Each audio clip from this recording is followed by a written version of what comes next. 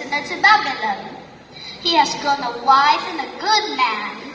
Now a new king has sat on the throne, and learned that no matter what he could do, he could trust Daniel no matter what. So the new king made Daniel ruler near to himself, over all the people, over all the wise men and the princess of the kingdom. The infuriated princes, as they began to plot a way to get rid of Daniel. "We'll find some fault in him and go tell the king," said the sly prince.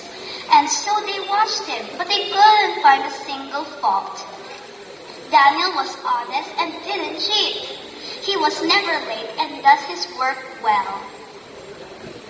"I know what we can do," the sly prince, as the princess answered in a chorus. "What can we do? Each day, 3 times a day, Daniel does not fail to open his windows and pray to the Lord. We'll write a lot about whoever doesn't pray to the king shall be thrown to the lion's den." The princess wrote the law and took it to the king. "Oh, king, we wish to honor you and have written a law that those who pray to anyone but you shall be thrown to the lion's den for 30 days, said the sly prince. The king was pleased and sealed the law that it could not be changed. Messengers were stationed and read the new law. "Hear ye, hear ye," said the messengers. "He who prays to anyone but the king shall be thrown to the lion's den for 30 days. Everyone stopped to listen, including Daniel. Several princes hurried to Daniel's home where they could see Daniel observe. Perhaps he would pray in his closet, or he wouldn't pray at all. The princess watched and waited until Daniel's windows opened wide. The princess saw Daniel pray, not even waiting for him to say amen. They quickly hurried to the king. Their plan had worked. Daniel would be thrown to the lion's den. The king mourned for his friend as the guards brought Daniel to the lion's den. The lions were hungry and they roared so loudly the ground trembled. The guards seized Daniel and threw him amongst the roaring lions. Suddenly, everything became quiet.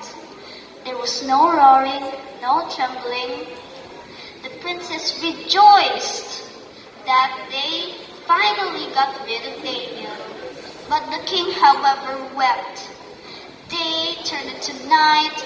Moon came up as the stars sparkled in the night. Yet, however, the king could not sleep. He refused to eat and banned music. The next morning, the king quickly hurried to the den to check on Daniel.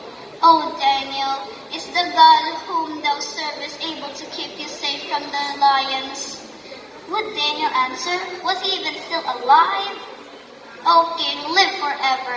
My God had sent his angels and shut their mouths so the lions would not hurt me," came Daniel's quiet voice. The king rejoiced and orders the guard to take Daniel up. When Daniel was out of the den, did the lions began to roar and the ground began to tremble. However, there wasn't a tear in Daniel's clothes, neither a claw mark on a scratch. As God sent an angel long ago to protect Daniel, he has promised to send angels today to everyone who loves him. The moral lesson of the story is that we should place our faith in God, for He will never leave us nor forsake us. Yan.